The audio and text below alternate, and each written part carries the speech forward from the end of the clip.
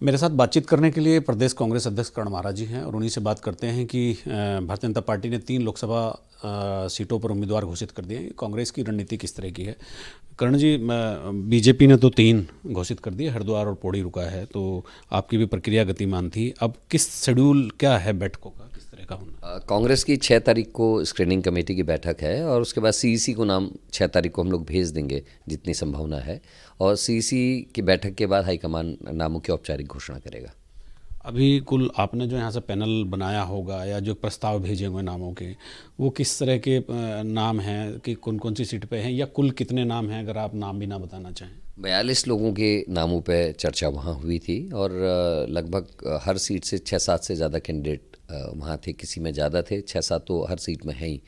और उस पर डिपेंड कर रहा है कि सीनियरिटी भी देखी जा रही, कौन कितना मजबूत है ये भी देखा जा रहा है, और ये भी है कि जो सर्वे कराई है हाईकमान ने उसमें किस तरीके के रुझान लोगों के हैं, किसको ज़्यादा लोग मुफीद मान रहे हैं, तो उन्हीं के नामों पे चर्चा चल रही है। अब शॉर्ट लिस्ट हमने थोड़ा किया है, 42 से हम उसको 20 के आसपास लेके आए हैं, 20 से भी थोड़ा और नीचे।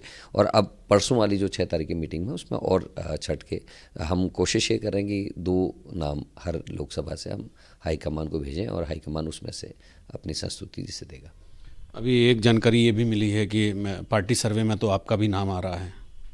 जी, क्योंकि स्वाभाविक है, मैं अध्यक्ष हूँ पार्टी का और मेरा लगातार भ्रमण रहते हैं, कार्यक्रम रहते हैं, कार्यकर्ताओं के बीच में भी पिछले 2 साल से लगातार हूँ, तो उस वजह से प्रेमवश मेरा नाम भी कुछ लोगों ने लिया है।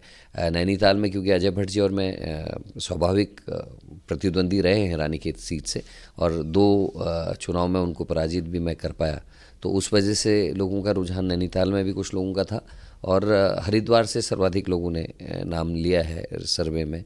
पौड़ी से भी कुछ छुटपुट नाम मेरा पौड़ी से भी आया है, कुछ लोगों ने प्रेमवश नाम लिया होगा। तो एक स्वाभाविक है, क्योंकि जो अध्यक्ष होता है वो कार्यकर्ताओं के थोड़ा नज़दीक होता है, तो इस वजह से शायद प्रेम की वजह से लोगों ने मेरा नाम आगे किया। बहुत मुद्दे तो बहुत होंगे आपके पास, तर्कस में तीर तो बहुत हैं। मुख्य मुद्दे कौन कौन से आपके जहन में हैं जो लोकसभा चुनाव में भारतीय जनता पार्टी के खिलाफ आप प्रयोग करने जा रहे हैं?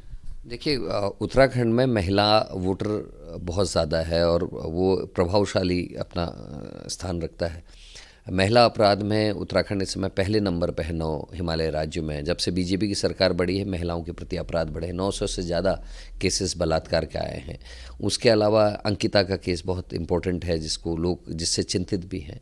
साथ में मणिपुर की घटना है, स्पोर्ट्स पर्सन्स जो हैं हमारी लड़कियां, उनके साथ जो हुआ है दिल्ली में, वो सब ने देखा है। यह हमारा मेन मुद्दा है। भर्ती घोटाले जिसमें SSC और पटवारी पेपर लीक हुआ और बच्चों के ऊपर लाठीचार्ज हुआ, वो एक मुद्दा है।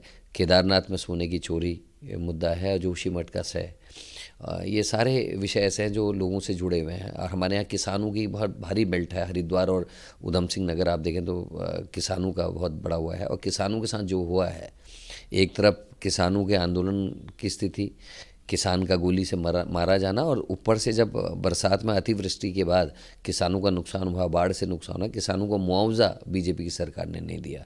तो ये सारे ऐसे मुद्दे हैं जिनसे लोग इफ़ेक्ट होता है लोगों को। और लेकिन बीजेपी हिंदू मुसलमान के नैरेटिव पे और मंदिर मस्जिद के नैरेटिव पे चुनाव लड़ना चाहती है। हम डेवलपमेंट पे और जो असली मुद्दे उत्तराखंड के हैं उस पर चुनाव लड़ेंगे। एक कट ऑफ डेट जो टेंटेटिव हम कह सकते हैं कि प्रत्याशी घोषित होने की अपनी क्या हो सकती है? देखिए, जहाँ तक ये, क्योंकि टेक्निकल चीज़ें हैं और अपनी अपनी चुनाव लड़ने की एक प्रक्रिया है, और मुझे लगता है कि जल्दी होना चाहिए, लेकिन हाईकमान क्या सोचता है इस पर डिपेंड करता है, क्योंकि उनके 3 कैंडिडेट्स के नाम डिक्लेयर हुए हैं। हमारे भी, मेरे को लगता है कि 5 के 5 कैंडिडेटों के नाम एक साथ डिक्लेयर होंगे। 6 तारीख के मीटिंग के बाद मैं कुछ स्थिति स्पष्ट होगी तो आपसे फिर इसमें बात करूँगा।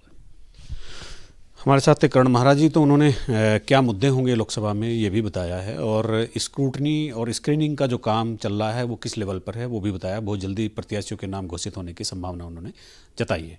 अपने सहयोगी कैमरामैन सोनी कुमार के साथ न्यूज़ स्टेट के लिए देहरादून से अजीत सिंह राठी।